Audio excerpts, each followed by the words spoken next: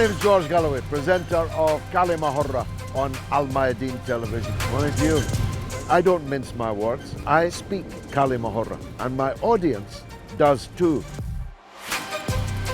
Kalima Horra, free word, free for me, free for you. Catch it. Nice to meet you, brother.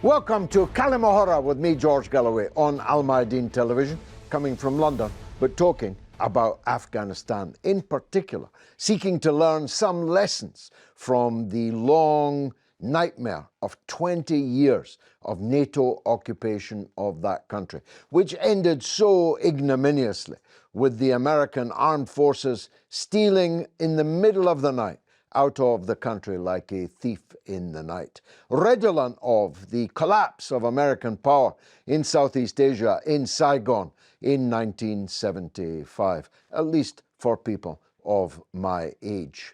The story of Afghanistan, of course, is longer than 20 years. I myself warned Margaret Thatcher, the then Prime Minister of Britain in the 1980s, that her actions had, and I quote myself, opened the gates for the barbarians, and a long dark night will now descend upon the people of Afghanistan. I never said a truer word, actually. A long nightmare led to the catastrophe that we have all witnessed, a humanitarian catastrophe, a civil rights catastrophe, a disaster for women catastrophe, and of course the total degradation of the standard of life of a people who were already amongst the very poorest in the world, with virtually no public services, virtually no infrastructure of any kind. So the long occupation came to an ignominious end, but the implications of it, even for the occupiers, have not gone away. If you speak to a homeless person on the streets of Britain, for example, there's a very high chance that the person now living rough on the streets will once upon a time have been a part of Britain's occupation army in Afghanistan. If you speak to people who are in the mental health system, people who are living in real poverty in Britain, that shows that it's not just the thousands of NATO service personnel who gave their lives, but also those who gave their health, including their mental health, in the NATO occupation. A disaster all round, but of course far, far bigger a disaster for the poor Afghans who endured effectively 40 years of unbroken war, a kind of medieval length of war, rather than a part of what you might have imagined in the modern era. Not that it taught the Americans a lesson. They were no sooner out of Afghanistan, but they were into Ukraine and threatening to go into China also. So it seems defeat doesn't always chasten empires. Perhaps it will have to be a final defeat that brings the long period of Western empire to a close. As always, I'm just the enthusiastic amateur here. I'm joined by a group of distinguished experts, and let me introduce them to you now. Dr. Imranali Panjwani is the head of diverse legal consulting in the UK and a senior lecturer in law at Anglia Ruskin University. Dr. Panjwani, let's start with the humanitarian cost of all this. What was the net effect of 20 years of NATO expenditure of $1 trillion and more on the people of Afghanistan? One imagines, with that level of spend, they must have been rather prosperous by the end, were they? Not at all. Thank you, first of all, for inviting me. The net effect is that about 70,000 Afghan civilians have died. That's one. Two is that 92% of the population is suffering from food deprivation. And according to the Watson Institute of Boston University, they said that people are living on $1.90 a day. So that's the net effect on the Afghan civilians, not to mention the degradation of their mental health and mental well-being. And that's apart from the troops that have died and have been injured. So about 2,500 US troops and about 20,000 US troops being injured. So the net effect isn't anything positive. In fact, it's a destructive effect. Some people gained, though. The military-industrial complex in the West gained a lot, although they left most of the weapons behind them because they were in such a hurry to run away. And now the Russians are using some of that weaponry against other American weaponry in the hands of Ukrainians. But not only Western arms companies, some of the political class in Afghanistan made off with quite a bundle. Yes, I mean, that's natural. In war, people can exploit, whether it is oil, whether it's position, whether it's having private contracts and private relationships with the government, or the government that has come into the country. And I think that's a natural effect. But in terms of your question, the overall net effect is something positive on the country or something positive on the population. I think that would be in the negative.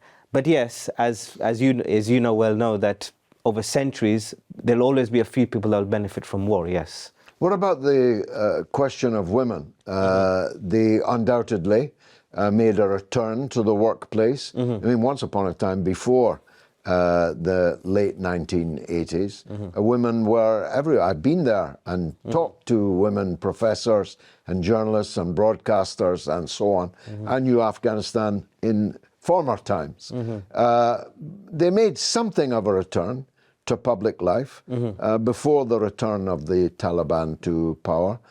Didn't they gain anything lasting? They would gain the freedoms that the state or the way the state was run at that time afforded them. Has it lasted now? Currently, no, because the Taliban are back in the power. And I would say that women's rights is like a toy or a chess piece used to justify a greater action. So I think that looking at that, it's a kind of short-term gain, but what's the long-term policy and strategy? And are we saying that is a huge positive that perhaps outweighs other things? I'm not so sure. That's the way I would look at the way the policy operates. Dr. Saida Ani Wakar is an academic and consultant, as well as being an artist, and she's from the Department of Politics and International Relations at the University of Westminster. Welcome back, Doctor. What would you say are the main lessons to be learned from the failed occupation of Afghanistan? There's a very long history with regards to Afghanistan, and firstly, I believe that when NATO and US joined forces together, this was for counterinsurgency. So there you have always certain tenets when you go into a country which is failing. The three tenets are: you hold, you clear, you hold, and then you build.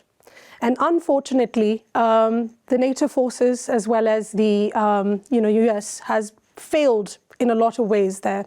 They're able to clear, but they haven't been able to hold. And in terms of building, unfortunately, there's always a relationship between military and civilian.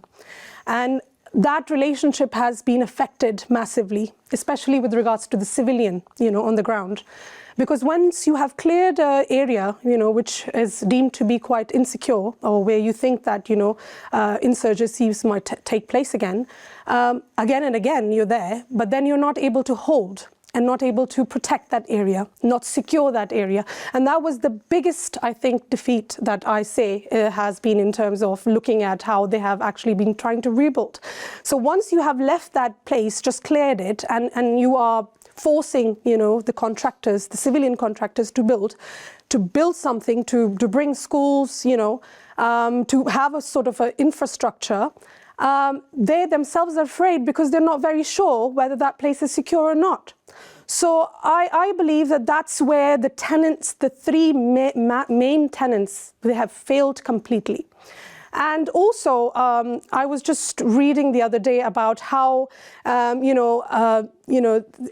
sure everybody has seen, on the television when the troops were leaving, how the locals were hanging on to the C-19 flights. I mean, those images were horrific. They were left with this idea that there's now nothing left. They were hopeless because they knew that these guys are now leaving and we have nothing left. And I think that is where they have massively failed, because they were not able to secure it, not able to rebuild. In fact, they just left it in the most horrendous state. So I think there's a lot of lessons to be learned from that, because from the very beginning, I think the plan had actually not been implemented properly. Isn't it the case, Aqib Mahmood, a political activist, twice a candidate for the London Assembly, isn't it the case that no one, not even Alexander the Great, has managed to clear and hold Afghanistan? No one can successfully occupy Afghanistan, can they? Absolutely, George. The thing that you have to remember is that the people of Afghanistan, they value their freedom above all else. Now, whether that takes shape in the form of Mujahideen in the 80s, or whether that was the Taliban, or whether if we go back into history when the British invaded in the 1800s, they fought fierce wars, down to the last man, down to the last bullet, just to maintain their freedom. And it's the oldest nation in Asia, nation state in Asia, and they have maintained their freedom to this day.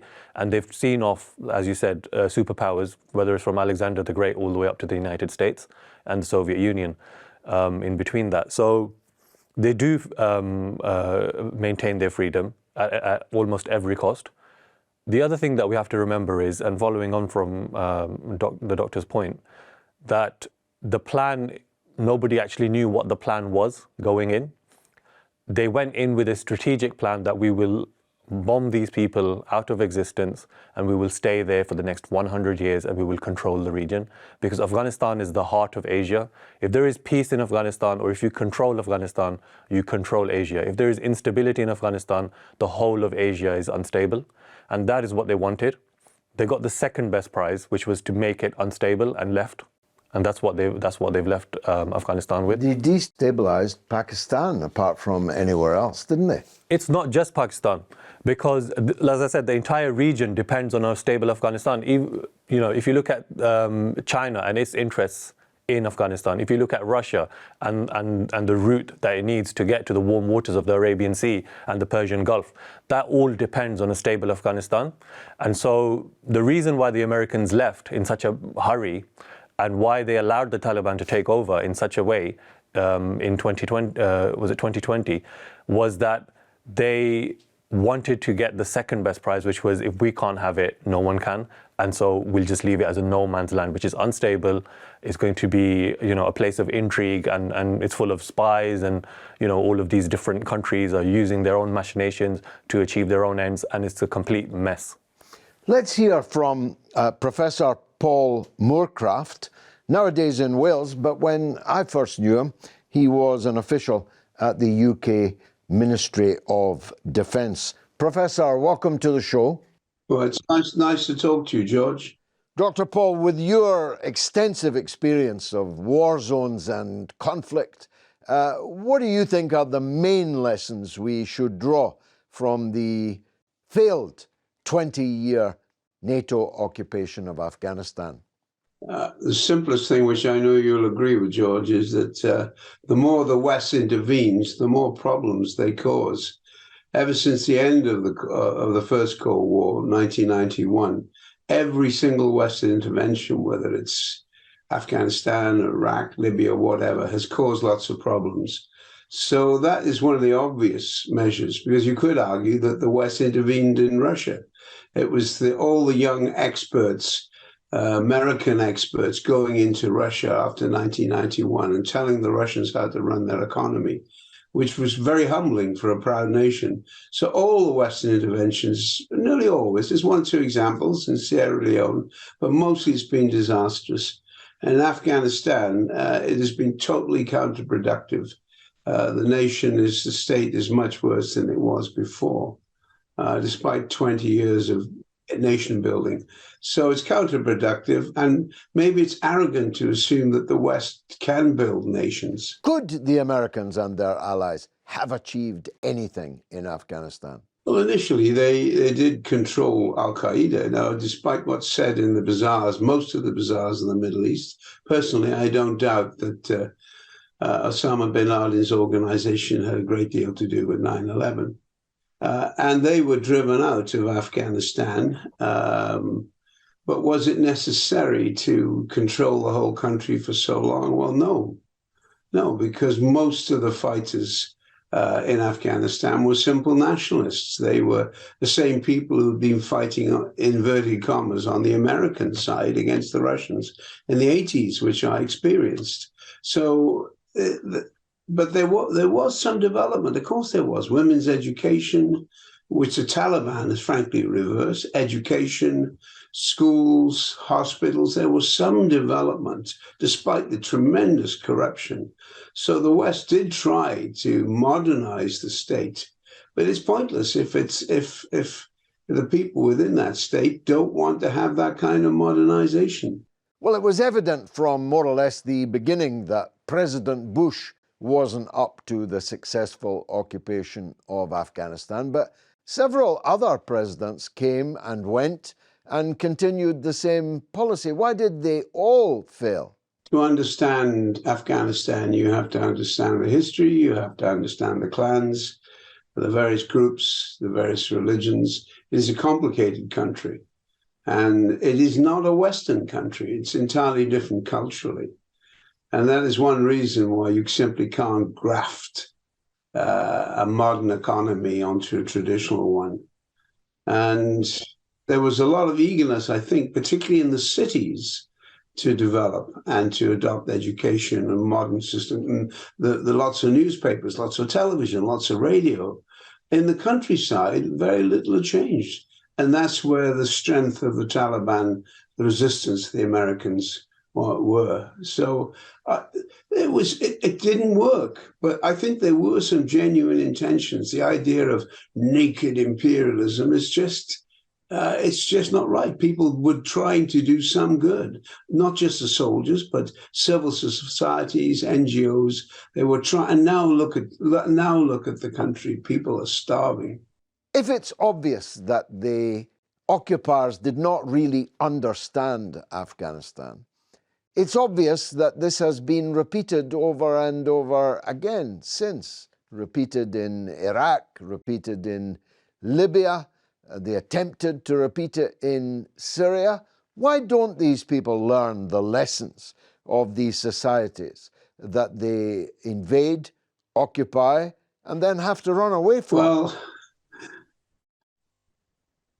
it's like saying imperialism. There was a religious element to reform in Africa to help people to educate and train. There's always been an idealistic element, I think.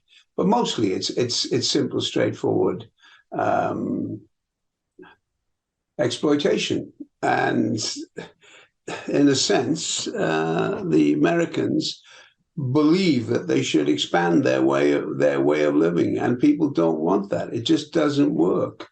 And the more you try to enforce a foreign ideology onto a traditional society, particularly one which is very strongly Islamist, or Islamic, it is a waste of time. But there are an awful lot of urban people in Afghanistan who are sorry that the Americans have gone. You can't just say it was all bad. There were some attempts to improve society, but there was too much corruption. That was one of the big issues, a bit like Pakistan. There's so much corruption, it's difficult to reform. So, shall I infer from your answer that these mistakes may well be made again elsewhere, despite the $1 trillion spend, if you include the American budget and the budgets of the other NATO countries, the thousands of NATO personnel that were either killed or maimed or had their minds gravely affected, that notwithstanding all of that, no real lesson will be learned. It will be repeated somewhere else. Are you talking about Ukraine, do you think? Are you implying that there will be formal intervention? Because I believe that's already NATO is not just a proxy war. There's an actual war now between NATO and the Kremlin. Formally, there are no American or NATO troops inside Ukraine, but the amount of equipment that's being poured in, yes, we have another intervention. Although it is part of Europe, it is part of the NATO area, whereas NATO went so-called out of area to fight in Afghanistan. How often can you keep on making the same mistake? I don't know the answer to that. People should stop intervening. The West should stop intervening, particularly in Islamic countries, unless they're invited in because of a natural disaster, as in Turkey or in Syria now. So it was a mistake, and the result has been disaster. But whether the Americans and the West have learned, I don't know. Maybe Ukraine will change it all. Very candid, wasn't he, for a former Ministry of Defence official? But there's an Orientalism which tinges these kind of perspectives. He's a very nice man, so I don't mean to insult him, but it's almost as if they're saying the Afghans don't want modern things. They don't want freedom as we know it. But that's actually not true. I myself have walked amongst them when they were practicing modernity. It's Western policy that has created the conditions that they now like to ascribe to the backwardness of the Afghans. Very true, George. Rather conveniently, he failed to acknowledge the fact that the Mujahideen and the Taliban and the jihadist mentality was actually written up in the West. The entire curriculum was created in Germany and in NATO countries and passed over into the madrasas and seminaries of Pakistan, which were bordering the Afghan border in the 80s. And that's where these people were created. This mentality and this jihadist mindset that he's talking about, where the countryside is backward and underdeveloped, and they don't want to there's some kind of Luddites who don't want to, have the modern conveniences or freedoms that you get. Dr. Saida, isn't that correct, what Akib says? That the problem with talking about plans and so on, you see, I used to hear this about Iraq. It was Paul Bremer's fault. He didn't have a plan. These things are inherently flawed, aren't they? That for countries from thousands of miles away, to invade and occupy someone is inherently doomed, isn't it? I mean, he very rightly kind of said that Afghanistan is a very complicated country, but you've got to understand the history of Afghanistan. I mean, back in the days, in the 60s, 50s, Afghanistan was, like you said, it was the epitome of modernity. People all over from South Asia used to go watch films, theatres, go and listen to traditional music, dancing in Afghanistan, all the way from India and Pakistan. So, I mean, I do believe that there is always this inherent problem, with understanding, have this Orient, view. And as you rightly, suggested, one of the panelists, that when you have Mujahideen who have been backed by the US to fight against the Soviet Union invasion, now how do you go about that? I mean, history has been written. So who were those people who were backed up by these Mujahideens to actually, fight against the Soviets? Well, I used to say in Parliament regularly, you've punished the Afghan people twice. You punished them first by bringing these people to power, and now you're punishing them because these people are in power. There's much more to say. We'll be right back after the break. Stay tuned.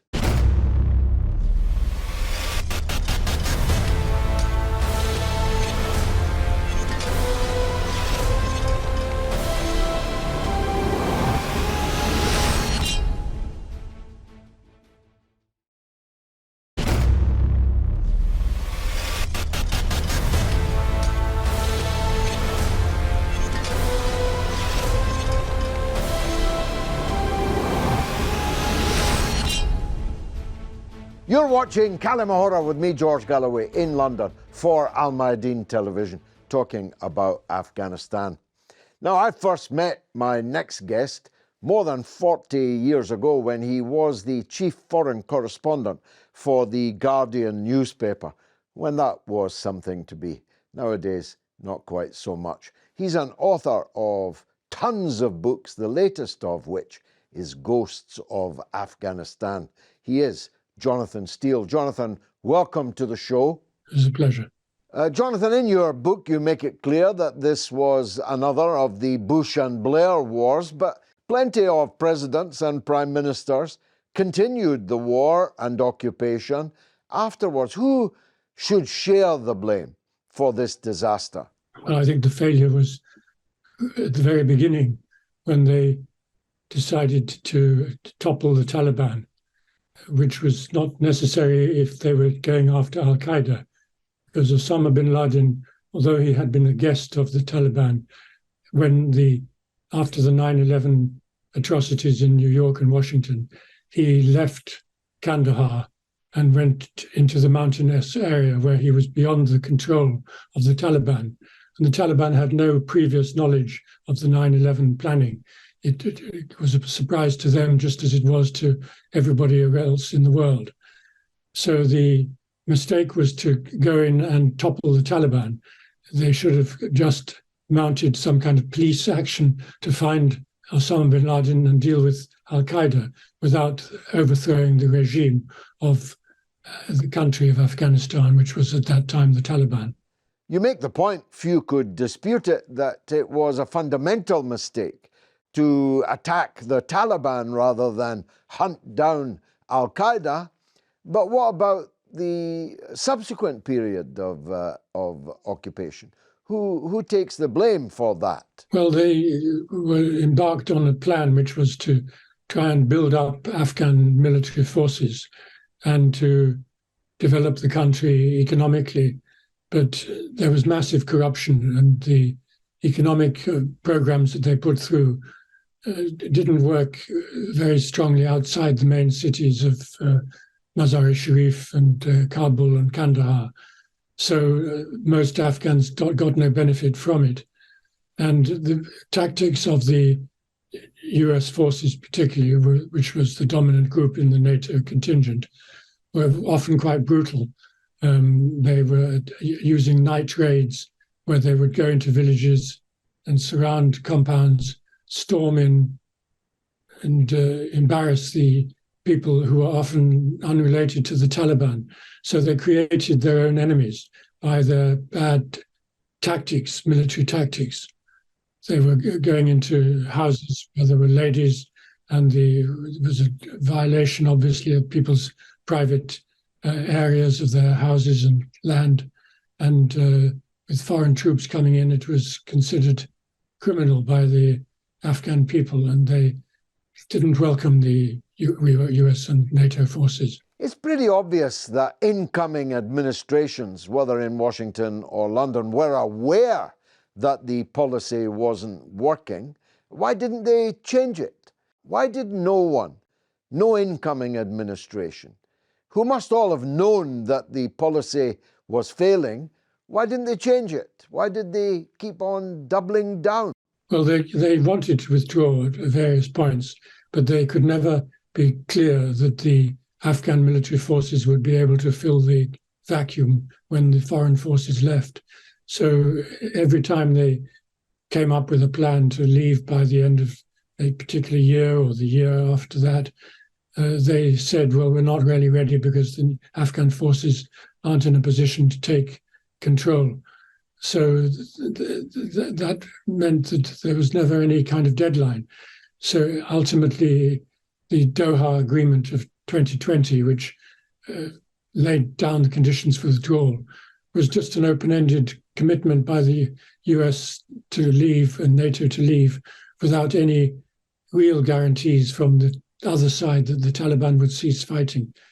It's a hypothetical question, of course, but wouldn't it have been better to deal with the Al-Qaeda issue, leave the Taliban in power, than to effectively hand them back the keys to Afghanistan 20 years later with all the damage that had been done in between?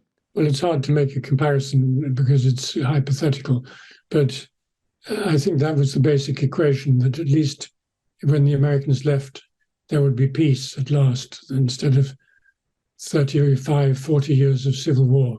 So that would be a great benefit. The foreign troops would leave, there would be no more fighting, and that has pretty much happened.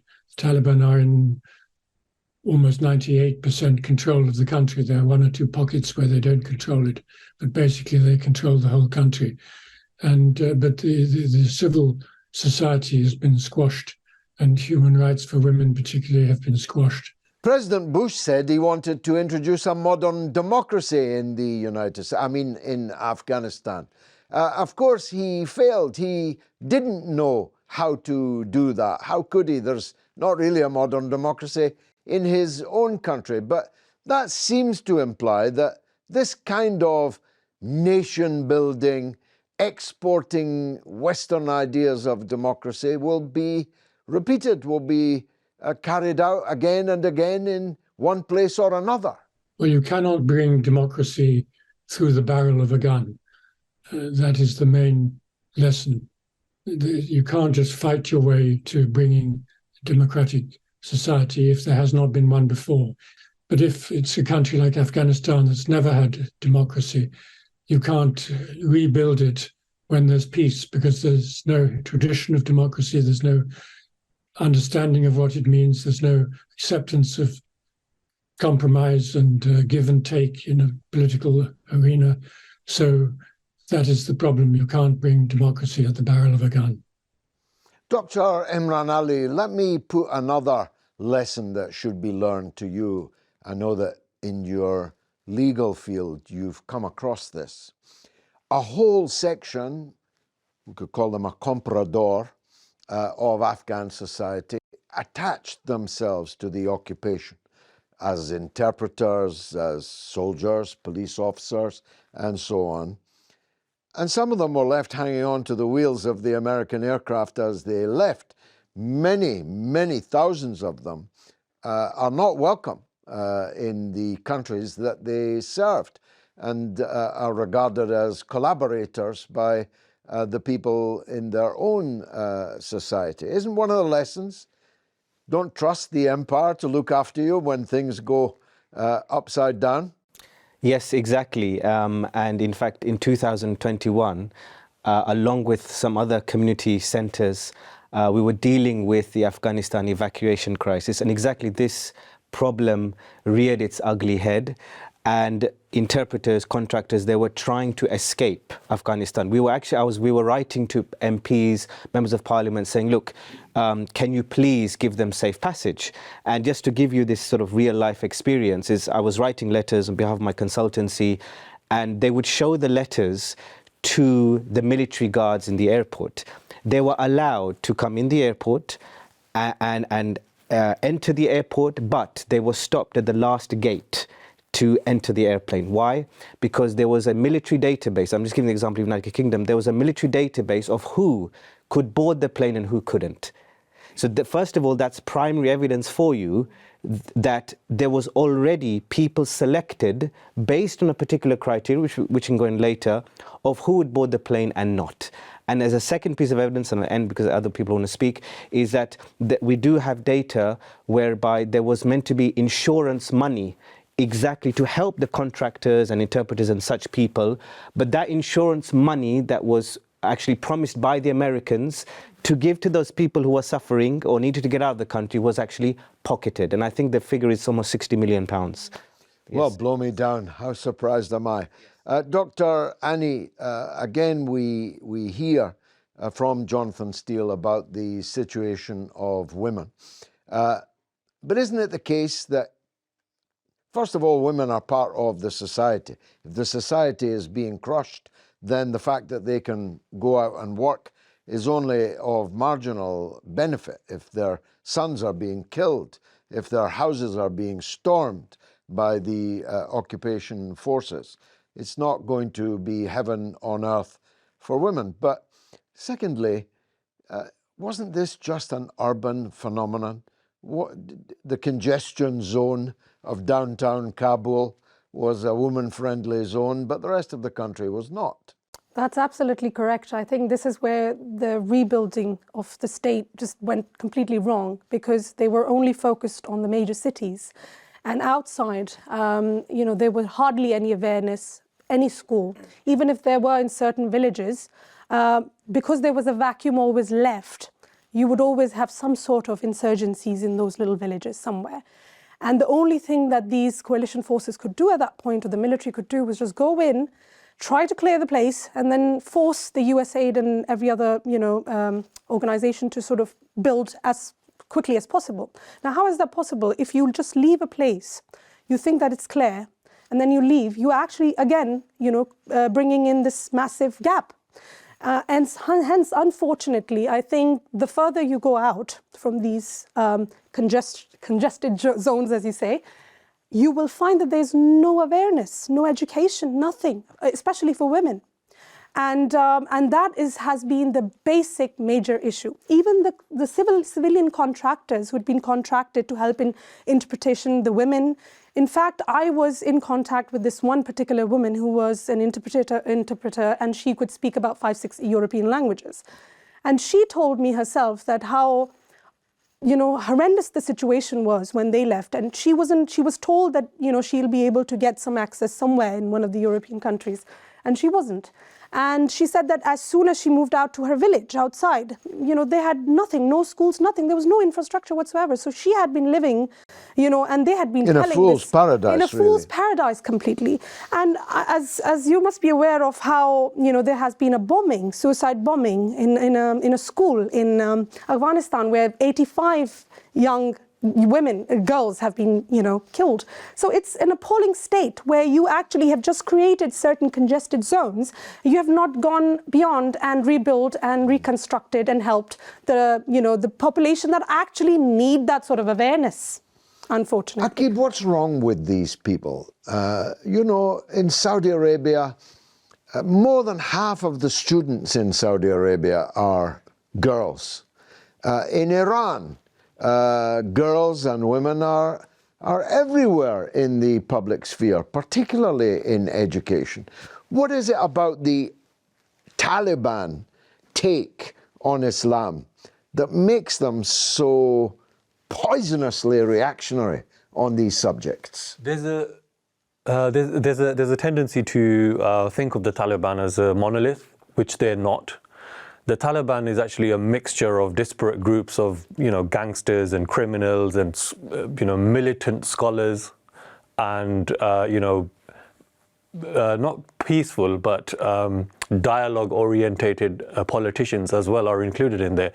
And so, the whole peace process to get to Doha and have that agreement for the US withdrawal, that was led by what you would describe as, for want of a better word, the moderates. Moderate Taliban. The moderate Taliban. And they were the people who were in Doha and who were willing to talk to the Americans and get things done. And so for a while, they had the upper hand. But when the Americans left, and the way that they left, and then they stopped all of the funding for all of these projects. So it's not just a case of the Taliban don't want these women or these girls or these people to be educated. The fact is that the Americans have stopped all the funding as well, because all of these projects were funded by the West. So all of the dollars that were flowing in for all of this, all of their foreign exchange reserves were frozen as soon as the Taliban came into power. And that was also down to the fact that the Afghan government that was installed, of the Ashraf Ghani government and the Afghan National Army that was built up by the Americans and the West over those 20 years, they didn't have the staying power, they did not have the capacity to hold off the Taliban. They assured the West that we will fight them. Time and again, the West and neighboring countries, Pakistan, Russia, China, all of them told them, look, you need to sit down with the Taliban and you need to come to an agreement. You need to come to a political agreement, a power sharing agreement, a national unity government of some kind where all of these rights and this constitution that you talk about can be protected. Bring them into the fold. And they were adamant that no, we will crush them. We have 300,000 troops. We have the latest weaponry from America. We have the best training. We've been trained for 20 years, etc., etc., etc. And what happened? They collapsed like a house of cards.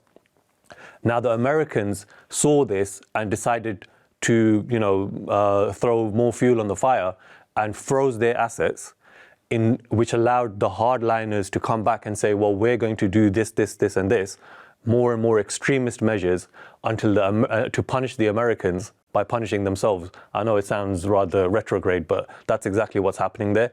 So they are trying to get the moderates are trying to get international acknowledgement, trying to get some kind of aid, trying to get some kind of money into the country to fund these programs.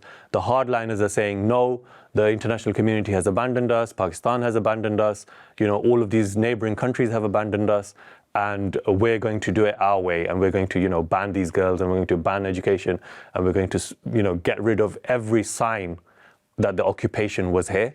And these are signs that the occupation was there, because as everyone has acknowledged, that these were things that were built under the American occupation.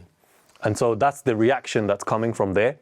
And the more America punishes them, the more the hardliners gain in strength, and the more the moderates in the Taliban that exist, they're finding harder to have a voice. Doctor, what's the future for Afghanistan? It hasn't, the people are hungry. They've had a bitterly cold winter.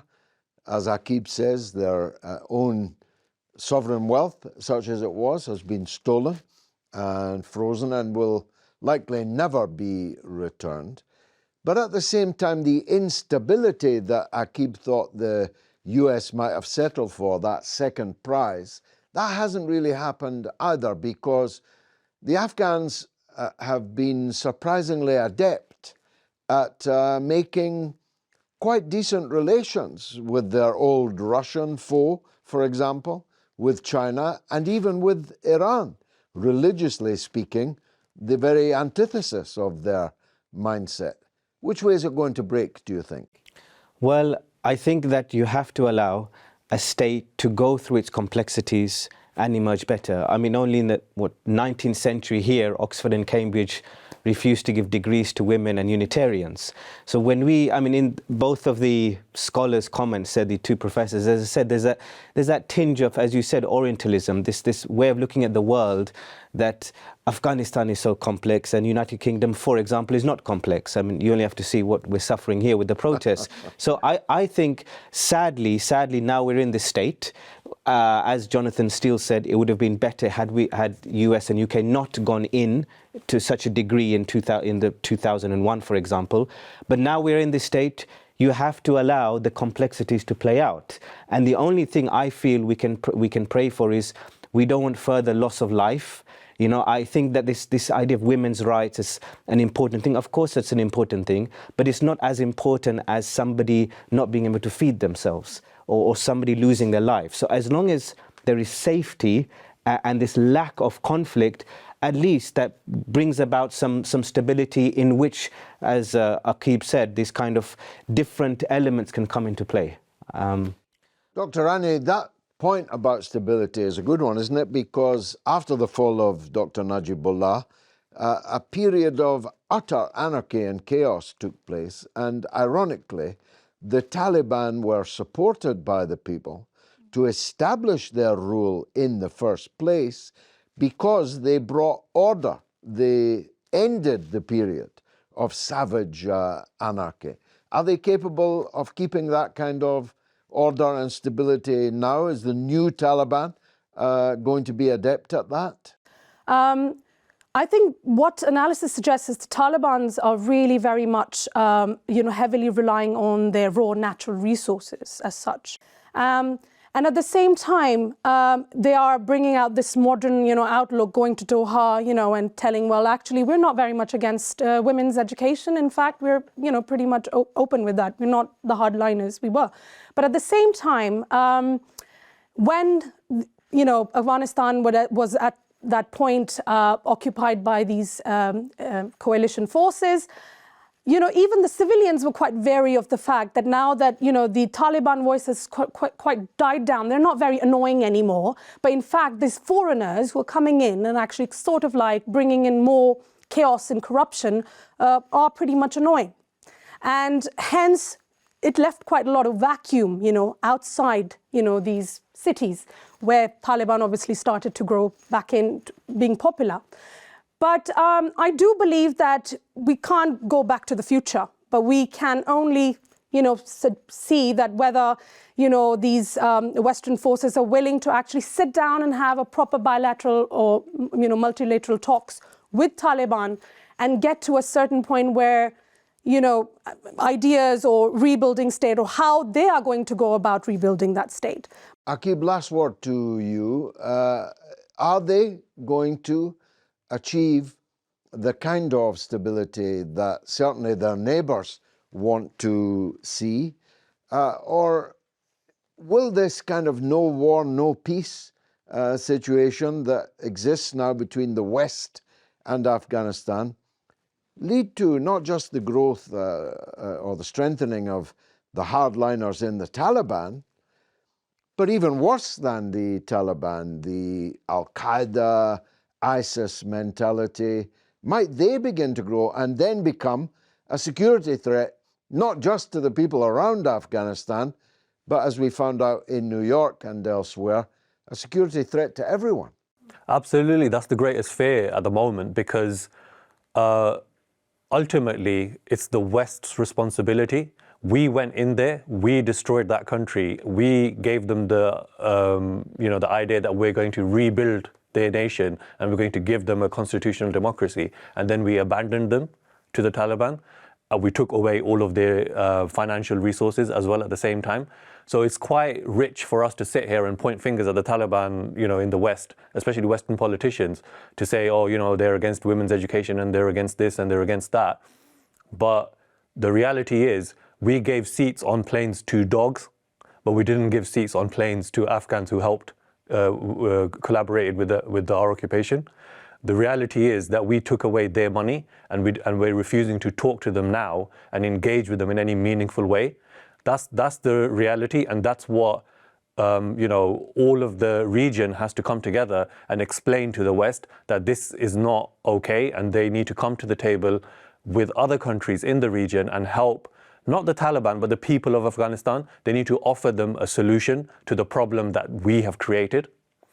Powerful final words from political activist Aqib Mahmood. There's lots of lessons, and we've only had time to perhaps skate over many of them. For me, the number one lesson is this. The NATO countries don't even look after their own soldiers after the war, so they're not going to look after yours. They don't even care about the suffering millions of cold, hungry, and increasingly unemployed people in their own countries, so how are they going to care about yours? The biggest lesson is that America is not to be trusted, that they are there not because they love you, not because they're your friends, but because of what you can do for them. And so I caution everyone who regards themselves as being in the American camp, in America's corner, don't imagine that because you're in America's corner that America is necessarily going to remain in yours. When the going gets tough, the tough get going, but the Americans get off on their marks, on the plane, out, never to be seen again. Perhaps a lesson for some elements in some other countries, particularly in Ukraine. I've been George Galloway. This has been Kalima Horra, and you have been a marvellous audience. Thanks for watching.